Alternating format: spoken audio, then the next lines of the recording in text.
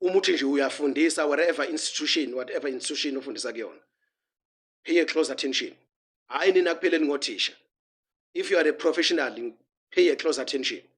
Ukuthi into engizokhuluma ngayo la namhlambe ke abangayenzanga leyo field leyo mhlambe ngeke ba understand, but you can make ama inquiries ngayo. You can do your research yakho. Kwemenye ama video ngifundise ngendaba yama planet. Ama planet into esifunde ekoleni bese ngazilutho indaba zama planet. Uma isystem education ingakafiki la kwaZulu noma la eSouth Africa noma eAfrica ingakasabalala igcwala umhlaba wonke besingayazi into okuthiwa ama planets.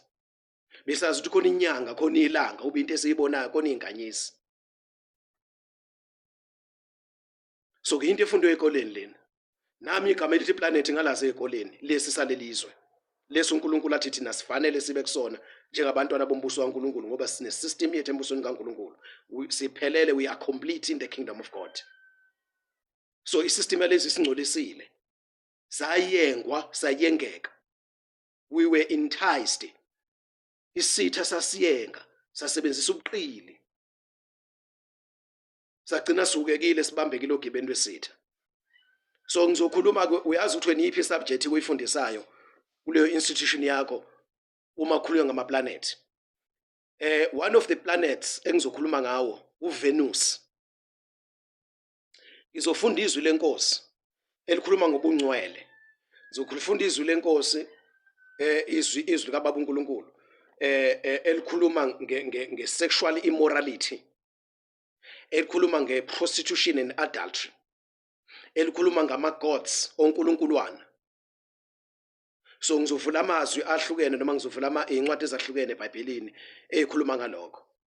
Then according to the revelation uNkulunkulu anikeze yona yezwi lakhe ukuthi lezi zinto esizenzayo kule system yalelizwe njoba sesizihlobo nesystem yalelizwe silalela isystem yalelizwe say obey, we are obedient, we comply nesystem yalelizwe yethi kodwa ibe against uNkulunkulu wethu ophilayo.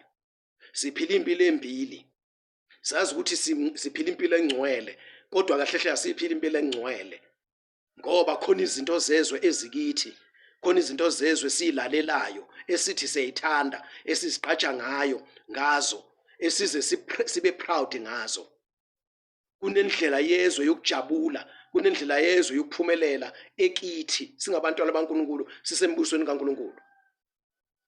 Inkosi uJesu iyalile yathi singakhathazeki ngalezinto, thina siyakhathazeka ngazo.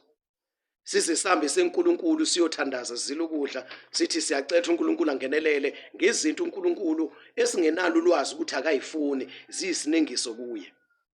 So ngizokhuluma ngenye yama planet uzobona ukuthi singcola kanjani sisindisiwe ngenxa ye system of school education, system of professionalism. Ngizokhuluma ngoVenus.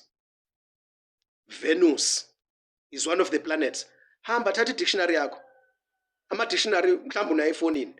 Shaya iPhone yakho ushaya igama ethi Venus. You'll be amazed. Into ozoyithola lapha. UVenus is the goddess of love. So khuluma ngothando. Lithini iBhayibheli ngothando?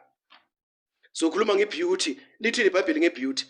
UVenus is the goddess, uNkulunkuluwana wesifazane okuyena who presides kuyo yonke into ethintana nothando. Bangakanani abantu abangcwatshiwe abafile egameni lokuthi bayathandana? Yethu wena uthi awusajoli. Bangakanani abantu abagcine abaqale kahle bethi bayashada bangena emshadweni. Kwavela inkinga, kwavela amahlazo, bazisonda into ongazuyibone, baze babuthingelana abantu igebengu babulalana beqala egameni ekuthiwa uthando.